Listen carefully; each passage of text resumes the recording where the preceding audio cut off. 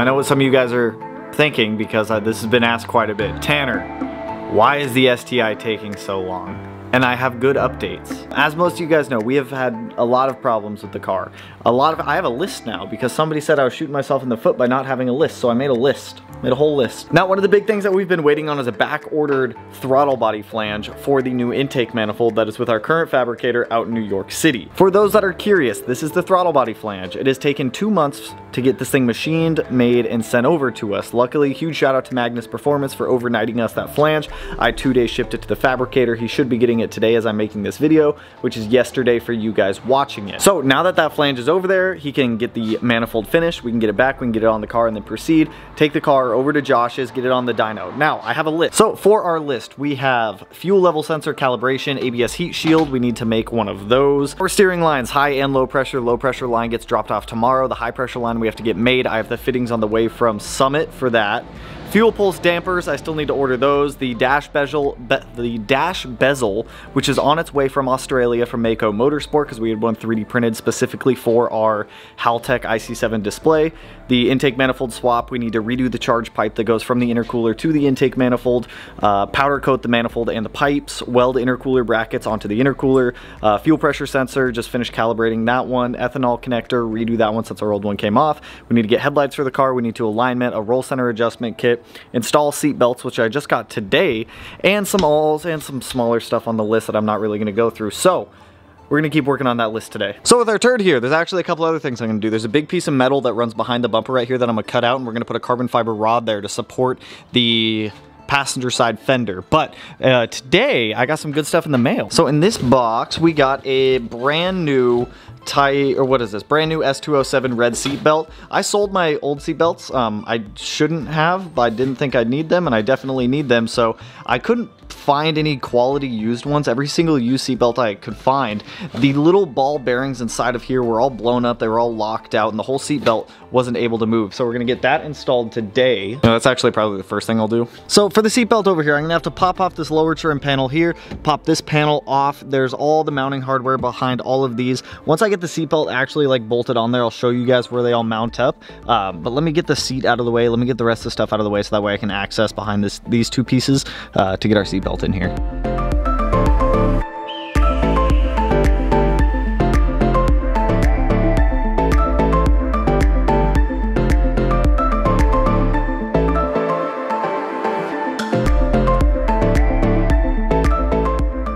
Alright, harness bar is coming out. I'm selling this thing with the harnesses.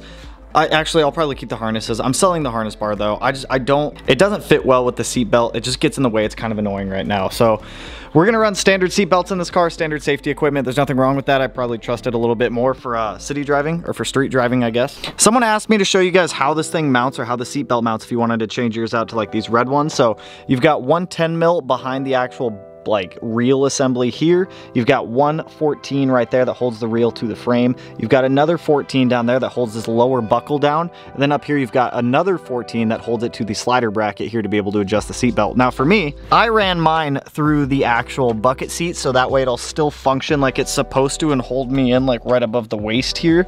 So now that I've got this on, I'm gonna replace these trim panels. I trimmed up these trim panels before for the harness bar, so I'm gonna have to buy new lowers.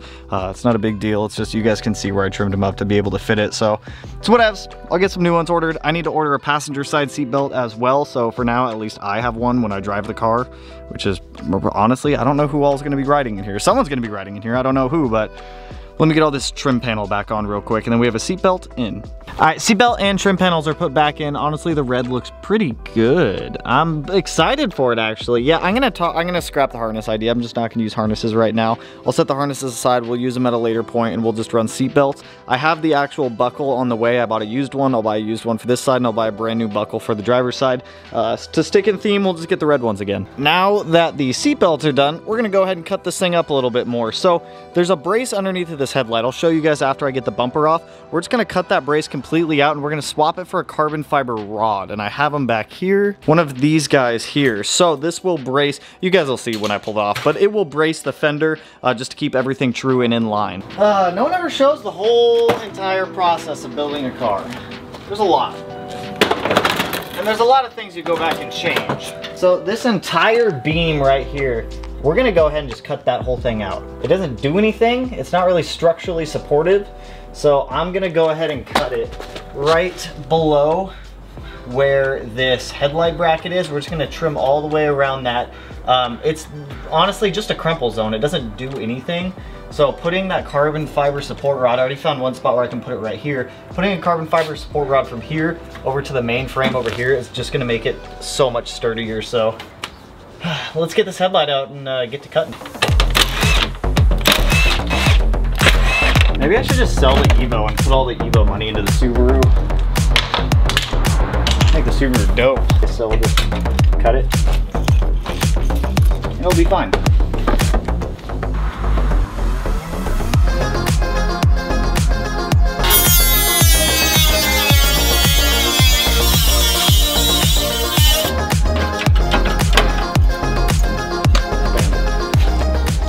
Oh dude, yeah, I can just break the spot welds on the other side. This ain't nothing more than a crumple piece. We're obviously gonna have to cut this guy down a little bit, but go from this frame rail over here up to that guy right there just to support all of this. Because there's no need to have that giant piece if like it doesn't do anything, it's just a crumple piece. So let me clean up these cuts around this sharp area that I just made, and then we'll start mocking this guy up to get it where it needs to be. Look at how much more room that opens us up for us too.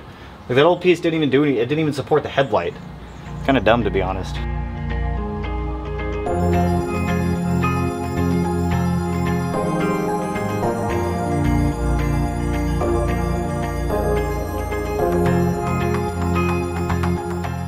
Dude, way better than having that. So this is what was there before, you guys. It was just, it's a crush zone for the car.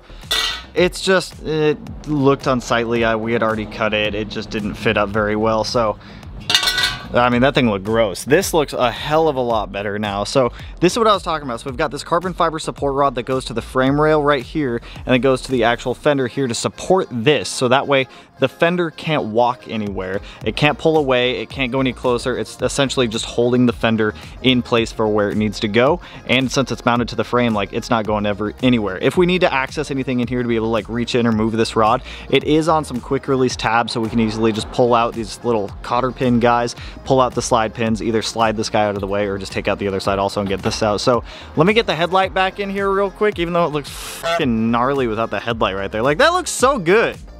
Like, I don't even want to put the headlight or the bumper back on. I need to clean up all those vacuum lines. I think I'm gonna swap all the vacuum lines over to dash 4AN anyways, but I have the stuff to do it right now. So for now, we'll just get the headlight back in and keep chooching along. Dude, that looks so good. I'm sorry, I'm just staring at it now. So we got this thing pushed back in the garage. We need to go run some errands real quick. I have to go help my friend Tina, which we're gonna call here in a sec. When we get back from helping her, I need to build a heat shield going around this ABS module right here, just so we don't overheat the ABS module. So I ordered some aluminum off of Amazon. I'll link this stuff down below if you're ever like fabricating your own brackets or anything like this. It's like 20 bucks on Amazon. We'll make the bracket out of cardboard. I've got more than enough here. Then we'll trace the cardboard onto here. We'll get our bend lines made and we'll make a bracket. This is probably gonna be a 2-day video.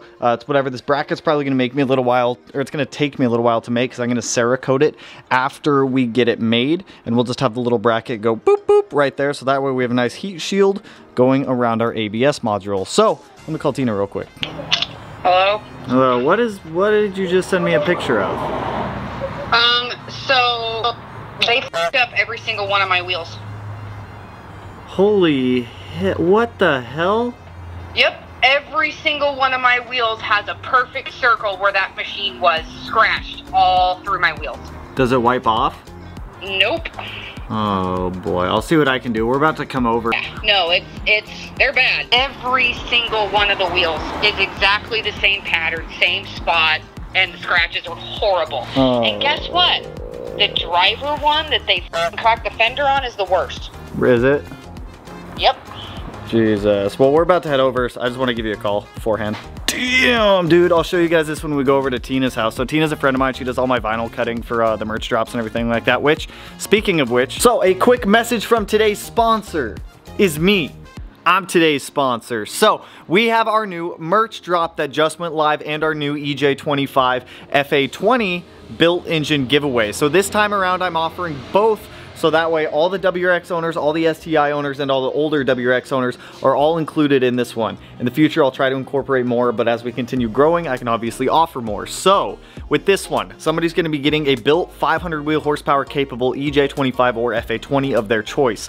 The way that this works, it works the same exact way as last time. Every $25 you guys spend on merch gets you 1 entry into the giveaway. There is no cap on entries. It'll be the same format as last time around. Everyone's names will be put in a list. The list will be made public so you can verify your entries if you'd like to. And then we're gonna do the giveaway live on YouTube like we did last time. Last time Paul won our giveaway, so congratulations to Paul again on that one. This time around, someone's gonna be winning another engine. I'm excited to be able to give it away. So if you want to support your boy, if you want to be entered into the giveaway to win a built motor for your car, go ahead. The website, I'll put it like right there, www.smeedia.net. Let's get back to building crap. But she took her car over to Firestone this morning because I bagged her car for her the other day. And I'll show you guys, her bags have just had nothing but problems. They're not airlift. They're like a Chinese quality. They're subpar. They're very subpar brand, and you guys will see when we get there. But she went to get alignment this morning. Every single one of her wheels, I gotta get this off. They fucked up every single one of her wheels and her carbon fiber fenders. Oh, she's pissed. So let's go get Melanie. Let's go swing over there. All right, let's go see what the Firestones. Oh my God, BRZ door. From what I hear, Firestone completely demolished poor Tina's car. Let's see what we can do to help fix it. Tina, what did they do to you? They fucked me up. No lube. Okay, well that's gonna be censored. Aw, dude! That's really unfortunate. That's on every single wheel. I mean, this one's not as bad, I guess. Can you file a claim? That sucks. Okay. And they chooched your carbon fiber fender. Dude. I wanna pick at it like a scab. Don't you dare. I wanna pick at it like a scab. Dude, sheesh, Tina, they screwed your wheels up. Damn, dude, that one's got like a nice nick in it. You might as well just drop it. It's already totaled. I still need them. Okay, you're good. You're good. You're good. Just set it down. Oh, dude. Yeah, it's every got single scratches. wheel. Yeah, it's all in that pattern. Dude, don't take your car to alignment shops, you guys. Hey, if they, like I said, if they buy you new wheels, buy 18s. I don't want 18. 18s be better than 19s. I like my 19s. Hey, you'll like 18s better. I only gotta buy tires. So? Make Firestone, stab all your tires, be like, Firestone, you popped all my tires too. So this is a car that I bagged earlier this week. I think it was like Monday or something along those lines. And they got some, you guys know how I feel about Yellow Speed, and the quality here isn't there as I presumed. So they just had a shit ton of air leaks and whatnot. So we're putting on these airlift lines to hopefully try to remedy some of it, because they don't give you leader lines. If you've ever had bags like airlift or anything like that, you know they give you these like nice stainless steel leader lines to be able to actually secure everything up. And with these, they give you these weird like little Chinese fittings that just, they're crap. And they leak. Tina broke one and they're just garbage. So she went to get an alignment this morning, and the alignment shop did not do a good job. So, well, I mean, have fun with the alignment, Tina. Have fun with that. I'm gonna get to swapping all these airlines over real quick so that way we can swing back over to the garage, get the heat shields made up that we gotta make and whatnot. So let's swap all these over.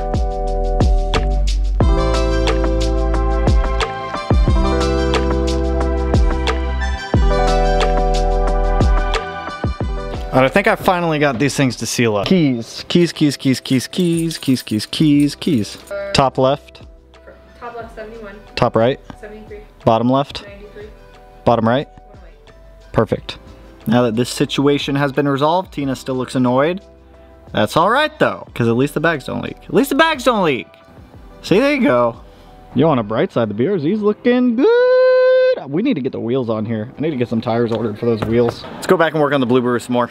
We got heat shields to make. All right, it's the next morning. Obviously, it just got kind of late last night. So UPS just dropped off my low pressure power steering line, the one that's actually rated for hydraulic fluid. So we're gonna get that line swapped over, get our heat shields made, and continue going on this. I just got the roll center adjustment kit ordered, so that way I can do the alignment on the car. We'll get all that put back in there. It's just new lower front ball joints and outer tie rods for the steering rack. Then we'll get the car aligned. The alignment will be taken care of. I have the passenger side seat belt that I just ordered and the headlights so that way we can daily drive the car or drive the car on the street with fully functioning headlights, and so that way a whole bunch of crap won't get into the turbo. So first up, let's actually do the heat shield for the ABS module, because to replace this line right here, I'm gonna have to jack up the car, take the downpipe and whatnot out of the way to be able to get that line out and replace everything over. So we'll do that line after we do the ABS heat shield. Oh, I also got the fuel pulse dampers ordered for this last night also, so I think we have everything we need,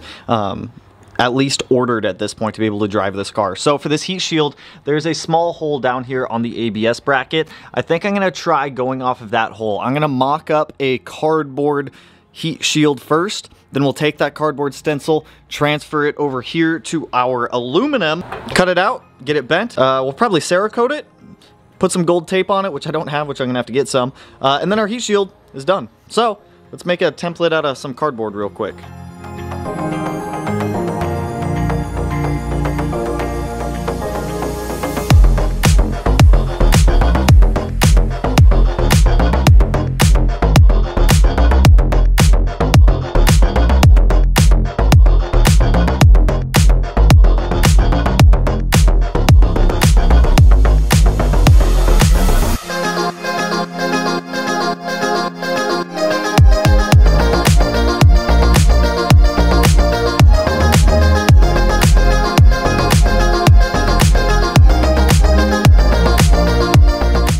This is kind of what we got so far.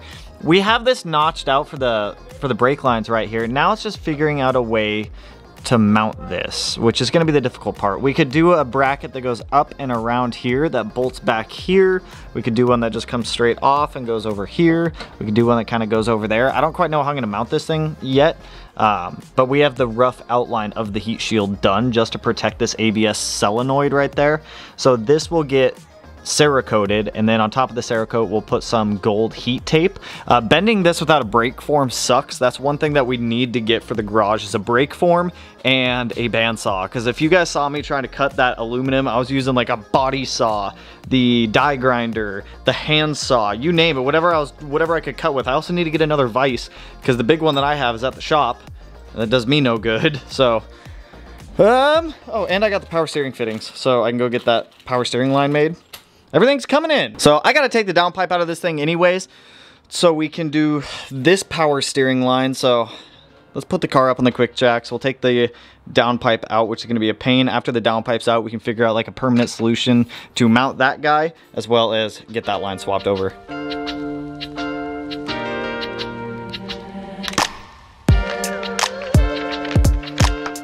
So I wanted to show you guys this. Make sure you're using the right hose for your application. This is our new power steering hose. You can see it's like ribbed, it's a lot beefier. This is the old one, and you can see there were no power steering fluid leaks. You could just see that the fluid was eating its way through the hose, which is not good.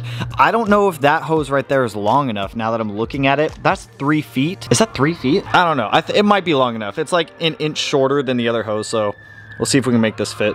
Guys, going to wrap down there. There. There we go.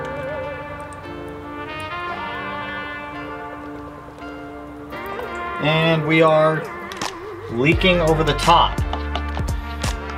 I don't know why I didn't see that coming. Did a quick bleed on the power steering system. Looks like we are all good. I still made a mess, which breaks my balls. So I'm gonna figure out how I want to mount this thing up around this now that I have the downpipe drop down a little bit. So let me figure out what we're doing here exactly.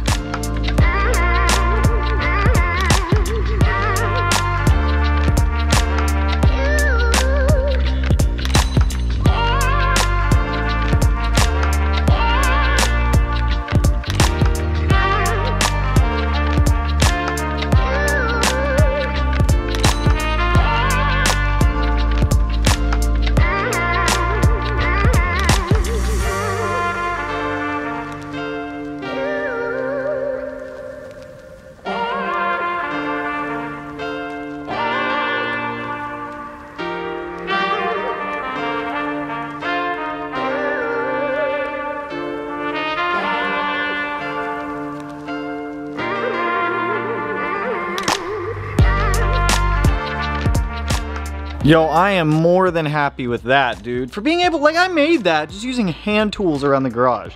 I didn't use any crazy specialty tools. I literally used some saws, a torch, a drill, and that was pretty much it to be able to bend stuff, drill some holes, put some rivets in it. And I'm pretty happy with that. So I'm gonna get this thing off. We're gonna get it Cerakoted.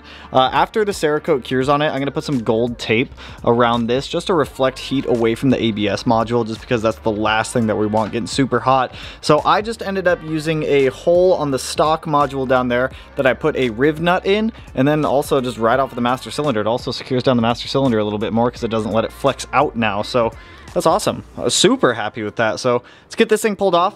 Let's get Mins pulled out and let's Cerakote that thing real quick.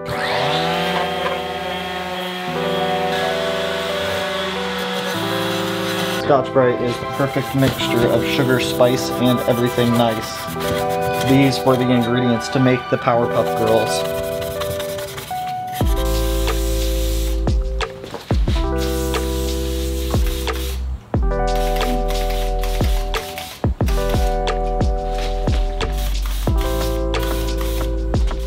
Now we let it dry.